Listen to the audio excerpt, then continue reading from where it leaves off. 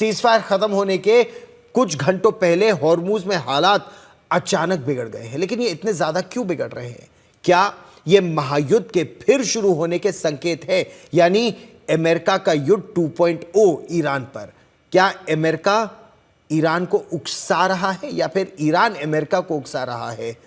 America अपनी जिद पर अड़ा है। हम आपको हॉर्मुज के ताजा हालात इस समय क्या बने हुए हैं, खासतौर पर पिछले 48 घंटों में ये कैसे बदले, उस पर देखिए हमारी ये विशेष रिपोर्ट।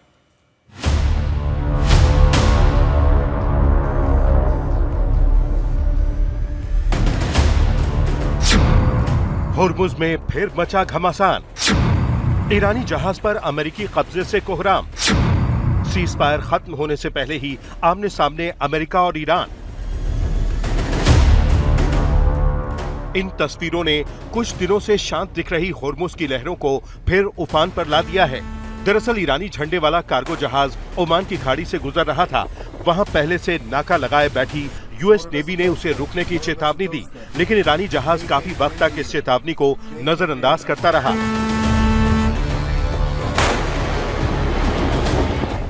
आखिरकार यूएस नेवी ने उसके इंजन पर एक गाइडेड मिसाइल के जरिए हमला कर उसे वहीं रोक दिया। कुछ ही मिनटों की कार्रवाई में अमेरिका ने हेलीकॉप्टर के जरिए ईरानी जहाज पर अपने कमांडो उतार दिए और जहाज को अपने कब्जे में ले लिया।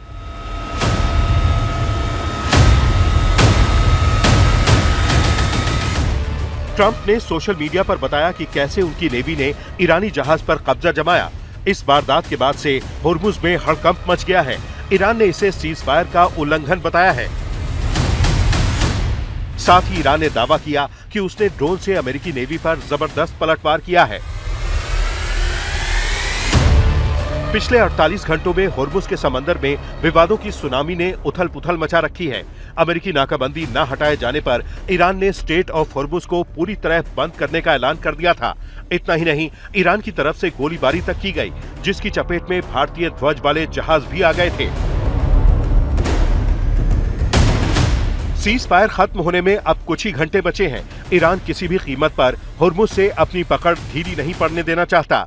इस पकड़ से परेशान अमेरिका ने हॉर्मुज के आसपास अपनी नौसेना को तैनात कर रखा है। शनिवार को ही उसने निगहबानी बढ़ाने के लिए और अपाचे हेलीकॉप्टरों को तैनात कर दिया था।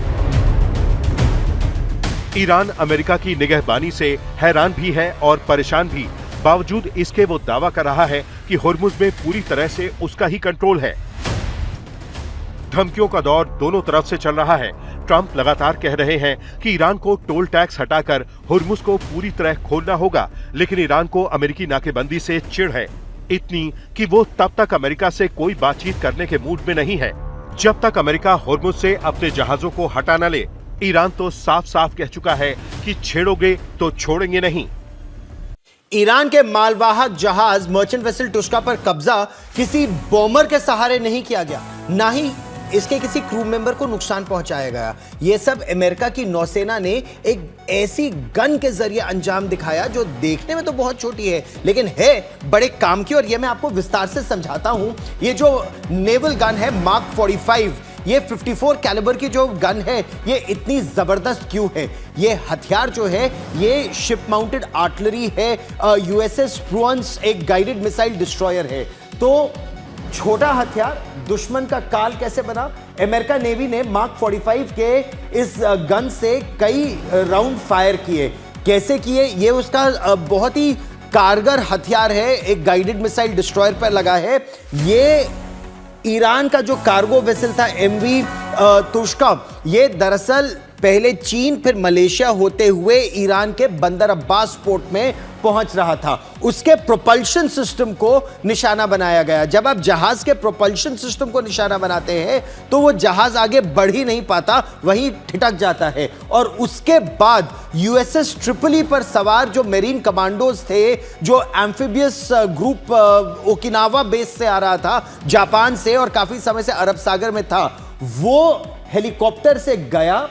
अत्याधुनिक हथियार ये जो है हेलीकॉप्टर से गया, और अमेरिका ने बकायदा सेंटकॉम ने इसकी तस्वीरें जारी की। वो लैंड किया, कमांडो उतरे, इंजन रूम में गए, ब्रिज पर गए, और उन्होंने जहाज को अपने कब्जे में ले लिया। ये पूरी तरह से ऑटोमेटिक गन है, निशाना इसका बहुत सटीक है। मार्क 45 गन 54 कैलिबर का इसमें राउंड होता है और अचूक वार इसने उस जहाज के प्रोपल्शन सिस्टम पर किया कि जहाज 6 घंटों तक अमेरिका ने इस जहाज का पीछा करके इसे रोकने की कोशिश की, लेकिन जब नहीं रुका तो फिर उसके बाद आखिर स्प्रूएंस डिस्ट्रॉयर ने इसमें ये जो गन उस पर लगी हुई थी, माउंटेड आरटी गन, छोटी सी है वैसे, उससे 54 कैलिबर की, उससे उस जहाज को पूरी तरह से रोक लिया। 1 मिनट में 20 गोले तक दागने में यह पूरी तरह से सक्षम है ये जो हथियार है, और 24 किलोमीटर तक हमला करने में सक्षम है। तो जहाजों में और खासतौर पर पायरेसी, एंटी पायरेसी ऑपरेशंस में या फिर कोई जो इनकमिंग थ्रेट है तो उसको डील करने में यह हथियार बहुत जबरदस्त है।